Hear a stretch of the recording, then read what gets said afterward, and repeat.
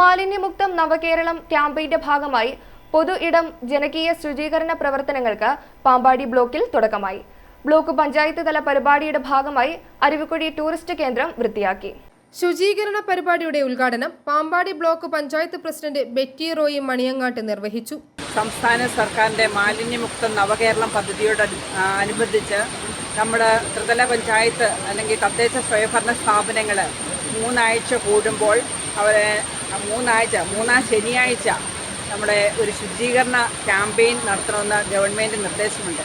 ആ നിർദ്ദേശത്തിൻ്റെ അടിസ്ഥാനത്തിൽ പാമ്പാടി ബ്ലോക്ക് പഞ്ചായത്തിലെ ഏറ്റവും ശ്രദ്ധേയമായ ഒരു ടൂറിസ്റ്റ് കേന്ദ്രമാണ് അരുവിക്കുഴി ടൂറിസ്റ്റ് കേന്ദ്രം, അരുവിക്കുഴി വെള്ളച്ചാട്ടം. ആ ടൂറിസ്റ്റ് കേന്ദ്രത്തിൽ ഇന്ന് പാമ്പാടി ബ്ലോക്ക് പഞ്ചായത്തിൻ്റെ നേതൃത്വത്തിൽ ശുചീകരണ ക്യാമ്പയിൻ ഇന്ന് നടത്തുകയാണ്. ഇവിടെ അധ്യക്ഷ പ്രസംഗം സൂചിപ്പിച്ചതുപോലെ നമ്മൾ ഇവിടെ വന്നു. ഇവിടുത്തെ ഏറ്റവും പ്രധാനപ്പെട്ട മാലിന്യം അല്ലെങ്കിൽ എന്ന് പറയുന്നത് പ്ലാസ്റ്റിക് മാലിന്യമാണെന്ന് എല്ലാവർക്കും അറിയാം. ആ പ്ലാസ്റ്റിക് മാലിന്യങ്ങൾ ഞങ്ങളുടെ ഒരു ജനകീയ ക്യാമ്പയിൻ്റെ നേതൃത്വത്തിൽ ഇന്ന് പ്ലാസ്റ്റിക് മാലിന്യങ്ങൾ ഇന്ന് നമ്മൾ പെറുക്കി നമ്മൾ അത് കളക്ട് ചെയ്തിരിക്കുന്ന ഒരു നേരമാണ്.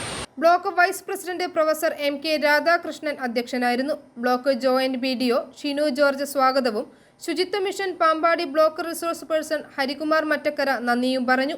ആശംസകൾ നേർന്നുകൊണ്ട് ബ്ലോക്ക് മെമ്പർമാരായ Biju Thomas, TM George, Kooroppuzha panchayat member Mohanan TG, block HIC officer Jayakumar PR, Nirmala Sebastian തുടങ്ങിയവർ സംസാരിച്ചു.